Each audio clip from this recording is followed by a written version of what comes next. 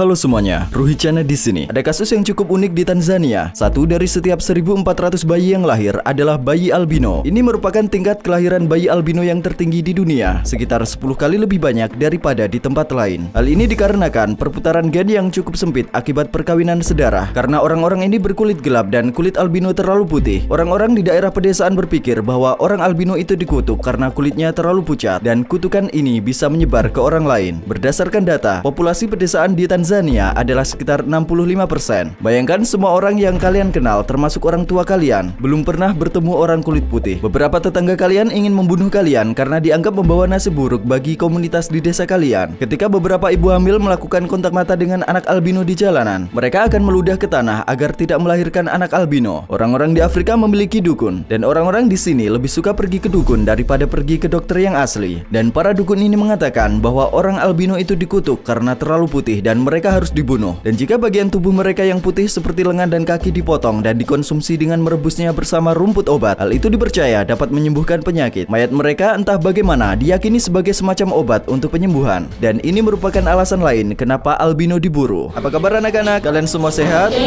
Ada anak-anak sampai kelas 6 di kelas ini. Seperti yang kalian lihat di sini, mereka belajar di kelas campuran. Alasan dia menyipitkan matanya adalah karena ada banyak cahaya di sini sekarang. Dan ketika terkena cahaya, orang-orang ini kesulitan untuk melihat. Pertama-tama, mereka membutuhkan kacamata hitam. Dan kalian dapat melihat bintik-bintik yang berbeda pada kulit mereka. Mereka harus menggunakan lotion khusus untuk bintik-bintik ini. Mereka juga harus memakai topi untuk melindungi diri dari sinar matahari kan? Anak ini baru berusia 6 tahun. Pakaiannya terlihat berantakan, matanya juling.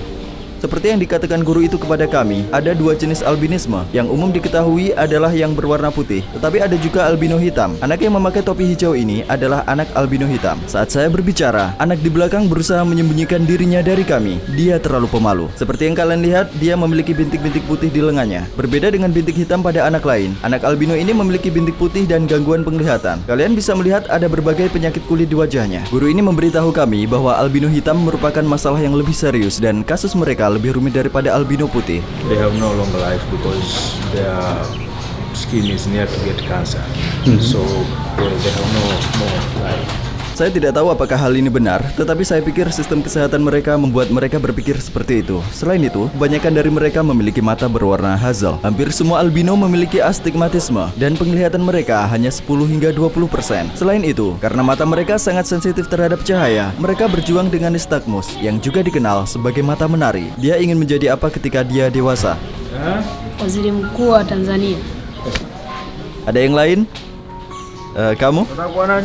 Nesi, mwanasheria, daktari, You want to be a doctor? daktari. Mbunge. Nataka kuwa mwanajeshi. Apa mimpimu? Naomba msaada wa magodoro na mashuka. Mwanasheria. You want to be a lawyer? Mengapa dia ingin menjadi pengacara? Unataka kuwa mwanasheria?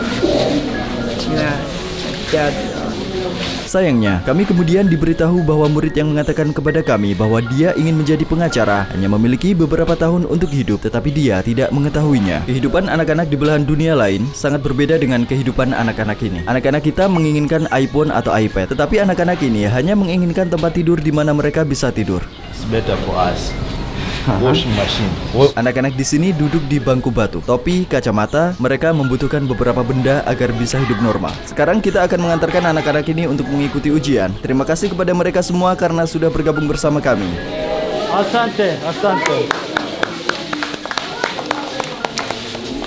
Bayangkan sejenak bahwa citra ciptaan kalian adalah belenggu kalian. Seperti penjahat yang memotong cula badak dan menjualnya di pasar gelap. Ada juga di sini yang menangkap dan memotong bagian tubuh orang albino dan menjualnya di pasar gelap. Populasi albino menurun dengan cepat di Afrika. Populasi saat ini adalah sekitar 100.000. Kami masuk ke kelas dan meja di sini ditumpuk. Mereka mengeluarkannya saat dibutuhkan, tergantung pada jumlah siswa di kelas. Anak-anak duduk di sini, guru yang mengajar duduk di sini. Kalian lihat bahkan tidak ada lampu di sini. Jadi kelas selesai saat hari sudah gelap. Anak-anak di belahan dunia lain yang belajar di sekolah yang nyaman, mereka harus datang untuk melihat sekolah ini. Ini tempat tidur mereka. Mereka tidur di atas spons. Keadaannya sangat buruk. Lihat, bayangkan kalian tidur di atas spons ini dengan penyakit malaria yang mengintai. Populasi nyamuk merajalela di sini. Bisakah kalian tidur di sini? Saya pikir bahkan kalian tidak akan mau duduk di atasnya. Anak laki-laki ini berusaha mencari jalan. Dia buta. Jom chukue bispini. Anak laki-laki itu juga buta. Gadis itu membantunya. Sekarang mari kita lihat ke kelasnya. Mereka berdiri saat kita masuk. Seperti yang kalian lihat, anak-anak albino duduk di meja depan. Pandangan mereka kabur. Gadis albino hitam juga duduk di depan. Bagaimana orang-orang dapat membantu mereka? This is the Pongwe Primary School. Two types of pupils. That we have pupils with disabilities, as you see, and we have normal pupils. Here in this school, as you see, in our class is too old. We make 8 assistants to our schools. We welcome them. Thank you. Terima kasih banyak. Selamat tinggal.